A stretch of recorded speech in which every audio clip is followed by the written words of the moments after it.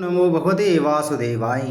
प्रिय भक्तगणों, आज मैं आपको ज्येष्ठ मास महात्म के 15वें अध्याय की कथा सुना रहा हूँ, जिसमें हम वर्णन करेंगे गंगा अवतरण कथा वर्णन।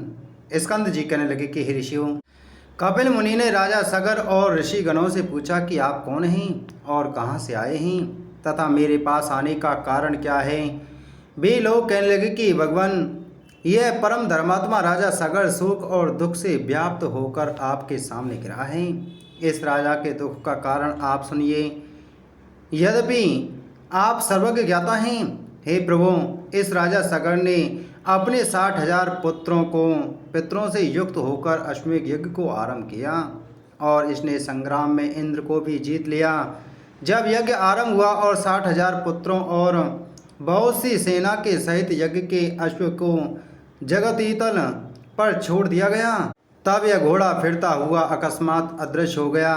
उसके अदृश्य होने पर उन वीरों ने बिल पर्यंत त्रिलोक में उसको खोज किया और समस्त पृथ्वी तल के भागों को देखा।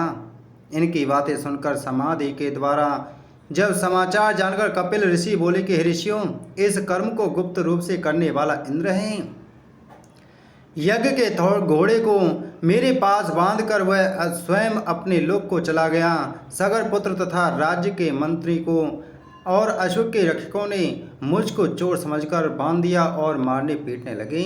तदंतर मेरी क्रोधाग्नि से सब सगर पुत्र आदि जलकर भस्म हो गए। मैंने उनको जानकर भस्म नहीं किया। ऋषि श्रेष्ठ कपिल ने इस प्रकार कहकर अत्यंत दुख प्रकट करते हुए विलाप करके, तुम अपने राज्य को जाओ, तुम्हारा 100वां यज्ञ मेरे वरदान से पूर्ण हुआ। मेरे प्रताप से तुमको अब अवश्य महेंद्र पद मिलेगा। और इंद्र ने जो दुष्टता की है वह दुष्ट बुद्धि के कारण अहल्या में उसकी कामक बुद्धि होगी और गौतम ऋषि के हिसाब से पर भग योनि से चिंतित होगा। इस प्रकार राजा सगर को वर और इंद्र को श्राप देकर फिर राजा सगर से बोले कि हे राजन, तुमको एक प्रिय पुत्र की प्राप्ति होगी और उससे सत्या नाम की श्रेष्ठ पुत्री होगी और उनसे बड़ा सूरवीर और सत्य पराक्रमी पुत्र भागीरथ नाम से विख्यात सूर्य कुल का भूषण उत्पन्न होगा।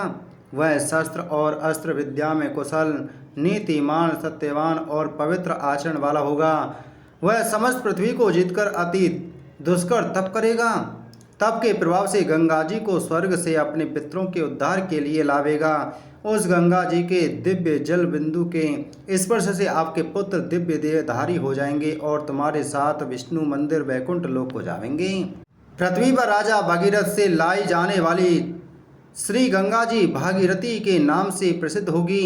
महात्मा कपिल ऋषि के वचन सुनकर राजा सगर ने कपिल देव जी का ऋतुजों के सहित पूजन किया और नमस्कार करके अपने नगर को आए।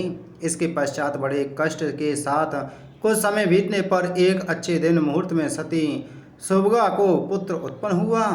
अनेक गुणों से युक्त दूसरे जयंत इंद्र के पुत्र के समान था। वशिष्ठ ऋषि ने आकर उस पुत्र का नाम कर्म, जात कर्म आदि संस्कार किया।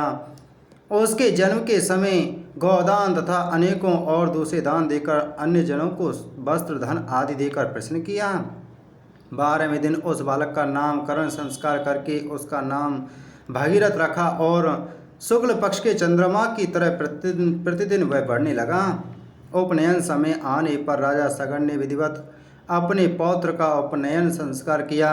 वह राजपुत्र 16 वर्ष की आयु के पूर्व ही हाथी, घोड़ा, रथ आदि समस्त विद्याओं और कलाओं का पूर्ण ज्ञाता हो गया। उसको समस्त गुणों से पूर्ण राज्यभार को सहन करने में समर्थ महान तेजस्वी जानकर तथा मंत्रियों के साथ विचार करके उस सुजन्मा भगीरथ को राज्य दे दिया। राजा भगीरथ अपने पितामह का राज्य पाकर समस्त भूमंडल पृथ्वी का पुत्रव्रत पालन करने लगा। इति श्री ज्येष्ठ मास महात्म गंगा अवतरण कथा वर्णन 15 अध्याय संपूर्ण। बोले ज्येष्ठ मास महात्म की जय। बोलो विष्णु भगवान की जय।